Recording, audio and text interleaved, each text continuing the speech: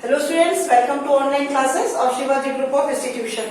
आज हम class 9th में हिंदी मीडियम में सामाजिक विज्ञान में जलवायु चैप्टर पढ़ रहे हैं, जिसमें मैंने आपको पहले जलवायु और मौसम के बारे में बताया था और उनके दोनों के अंतर के बारे में बताया था।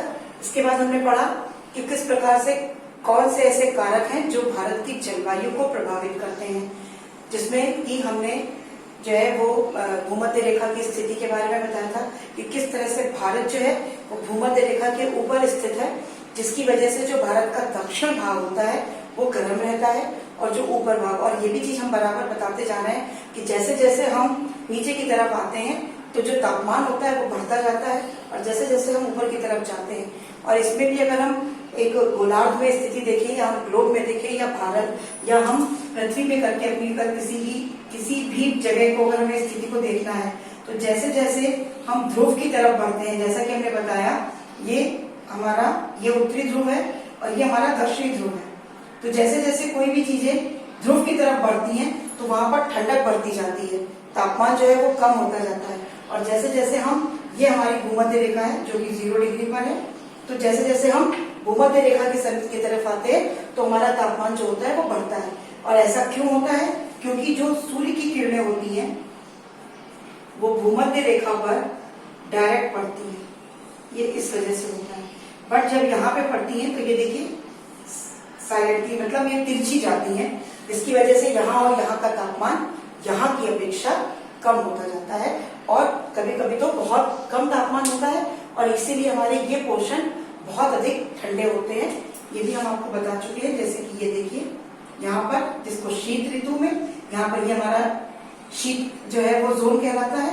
ये जो हमारा है 23.5 डिग्री पर ये हमारी कर्क रेखा है, तो जो हमारा ये पोर्शन है ये शीतोष्ण कटिबंधीय है, ये शीत कटिबंधीय है। और ये जो हमारा पोर्शन है जो कि हमारा भूमध्य रेखा के पास आता है, ये पोर्शन हमारा जो है वो उष्ण है, ये पोर्शन उष्ण है, ये शीतोष्ण है, क्योंकि इसमें उष्ण और शीत दोनों मिक्स हैं और ये हमारा शीत है। ऐसे यहाँ पर भी है, ये शीतोष्ण है और ये शीत है, ठीक है।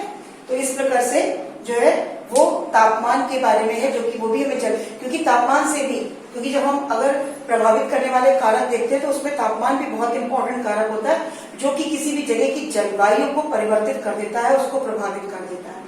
अब आज हम पढ़े, इसके बाद हमने आपको और भी पढ़ाया था कि भारत में वर्षा भारत की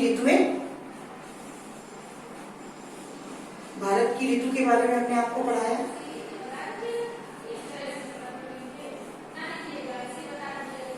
पहला शीत ऋतु, दूसरा ग्रीष्म और तीसरा वर्षा। इसके साथ साथ हमने जो है वो मानसून के बारे में पढ़ाया था कि भारत में किस तरह से मानसून का आगमन होता है, किस प्रकार से मानसून फटता है और किस प्रकार से जो मानसून है वो वापस चला जाता है। अब हम इसी लेसन को आगे बढ़ाते हुए आज के टॉपिक हमारे हैं भारत में वर्षा का वितरण, कि भारत में वर्षा का वितरण किस प्रकार से होता है और भारतीय वर्षा की कौन कौन सी विशेषताएं होती है। तो सबसे पहले हम भारत में वर्षा का वितरण देखेंगे। देखिए, भारत में हम लोग जो वर्षा का वितरण देखते हैं उसे हम कई भागों में बांट रहे हैं, जैसे अधिक वर्षा वाले क्षेत्र, इसी के साथ साथ मध्यम वर्षा वाले क्षेत्र, निम्न वर्षा वाले क्षेत्र और न्यूनतम वर्षा वाले क्षेत्र। तो जो अधिक वर्षा वाले क्षेत्र हैं वहां पर जो वर्षा होती है वो 200 सेंटीमीटर से भी अधिक होती है, उसको हम लोग बोलते हैं अधिक वर्षा वाले क्षेत्र। जैसे भारत में जो हमारा पूर्वी क्षेत्र है जहाँ पर चेरापूंजी, मौसिनराम वगैरह है, वहां पर वर्षा बहुत अधिक होती है, तो वहां पर 200 सेंटीमीटर से भी अधिक वर्षा होती है, इसलिए हम उसको अधिक वर्षा वाले क्षेत्र बोलते हैं। उसके बाद मध्यम वर्षा, जो कि 100 से 200 सेंटीमीटर तक जहाँ वर्षा होती है वो मध्यम वर्षा वाले क्षेत्र होते हैं। जहाँ पर 50 सेंटीमीटर से 100 सेंटीमीटर तक होती है उसे हम निम्न वर्षा वाले क्षेत्र कहते हैं, और जहाँ पर 50 सेंटीमीटर से भी कम वर्षा होती है उसे हम न्यूनतम वर्षा वाले क्षेत्र कहते हैं, जैसे भारत में राजस्थान का पोर्शन है, ठीक है। तो ये वर्षा का वितरण हो गया, जो कि समान नहीं है। भारत में वर्षा का वितरण बहुत ज्यादा असमान है। अब हम देखेंगे भारतीय वर्षा की विशेषताएं, जिसमें पहली है मॉनसूनी वर्षा। भारत में हमने आपको बताया कि जो भारत में वर्षा है वो मॉनसूनी है, मॉनसून पे डिपेंड करती है जो भी हमारे दक्षिण पश्चिम की तरफ से जो भी मानसून जाता है वो पर्वतों से टकराने के बाद वर्षा करता है। मतलब कि हमें हर समय वर्षा जो है वो मानसून पे निर्भर रहना पड़ता है। फिर वर्षा की निश्चित अवधि, भारत में वर्षा की निश्चित अवधि है। मतलब कि जो हमारा वर्षा ऋतु है वो जून से सितंबर के महीने में होती है।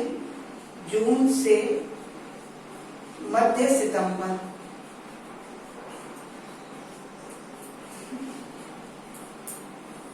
जून से मध्य सितंबर में होती है। इसी के साथ साथ एक निश्चित अवधि की वजह से ये भी भारत की वर्षा की विशेषता है कि ये एक निश्चित अवधि पर होती है। फिर मूसलाधार वर्षा, मूसलाधार वर्षा का मतलब है भारत में वर्षा जो है वो बहुत अधिक मूसलाधार होती है, क्योंकि मानसून एक साथ एकदम से आता है और मूसलाधार बारिश करता है, जिसकी वजह से क्या होता है, कभी कभी जैसे क्या होता है उसका मृदा का अपरदन हो जाता है। ये कभी कुछ चीजों में बहुत ज्यादा नुकसानदेह भी होता है। फिर वर्षा की अनियमितता, अनियमितता का मतलब होता है कि कहीं पर बहुत अधिक वर्षा होती है और कहीं पर, जैसे वर्षा की अनियमितता में मतलब कि कोई एक समय नहीं है, कभी मतलब शीत ऋतु में भी वर्षा होती है और ग्रीष्म ऋतु में भी होती है।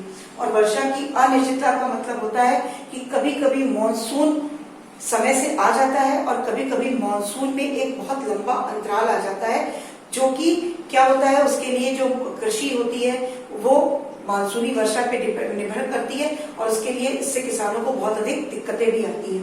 तो वर्षा की अनिश्चितता ये भी एक मानसूनी वर्षा की विशेषता है। वितरण की असमानता, जो कि हम यहाँ पर अभी देख चुके हैं, भारत में वर्षा का वितरण बहुत असमान है। जैसे कि चेरापूंजी में 200 सेंटीमीटर से भी अधिक वर्षा होती है और उसकी अगर हम जो है तुलना करें तो राजस्थान में 50 सेंटीमीटर से भी कम। तो ये वितरण की असमानता है।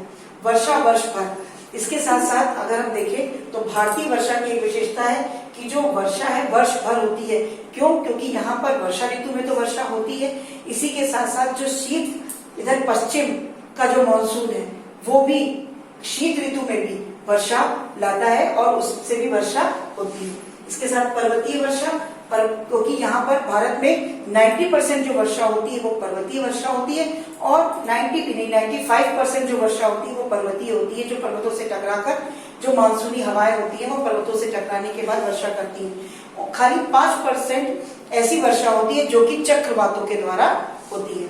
इसी के साथ साथ कृषि मानसूनी वर्षा का जुआ इसलिए कहा जाता है क्योंकि आज भी इतने ज्यादा कृषि के उपकरण, इतने आधुनिक उपकरण होने के बावजूद भी जो आज भारतीय किसान हैं वो वर्षा पर निर्भर करते हैं। और मानसूनी वर्षा का जुआ इसलिए कहा जाता है, जैसे जुए में हम लोग कभी कभी बहुत कुछ हार जाते हैं और कभी जीत जाते हैं, जिसका कुछ किसी को पहले से पता नहीं होता है। उसी प्रकार से वर्षा, कभी कभी किसानों को इतनी अच्छी वर्षा मिलती है कि वो उनकी जो फसलें होती है वो अच्छी होती है, लेकिन कभी कभी बहुत ज्यादा वर्षा का होना भी उनके लिए नुकसानदेह है और समय से वर्षा का ना होना भी उनके लिए नुकसानदेह है। तो जो कृषि है हमारी वो मानसूनी वर्षा का जुआ है और मानसूनी वर्षा पर ही निर्भर करती है। तो आज हमने भारत में वर्षा का वितरण, भारत की ऋतुएं और हमने भारत की स्थिति को भी शीत, शीतोष्ण और उष्ण कटिबंध के हिसाब से समझा और इसके साथ साथ भारतीय वर्षा की विशेषताएं भी क्लियर हुई, जिसमें मानसूनी वर्षा, वर्षा की निश्चित अवधि, मूसलाधार वर्षा, वर्षा की अनियमितता, वर्षा की अनिश्चितता, वितरण की असमानता, वर्ष भर वर्षा और पर्वतीय वर्षा और लास्ट तक कृषि मानसूनी वर्षा का जुआ पढ़ा। और इसके साथ ही चैप्टर भी हमारा फिनिश हुआ। नेक्स्ट चैप्टर हम लोग अपने नेक्स्ट वीडियो में समझेंगे। Thank you, have a nice day.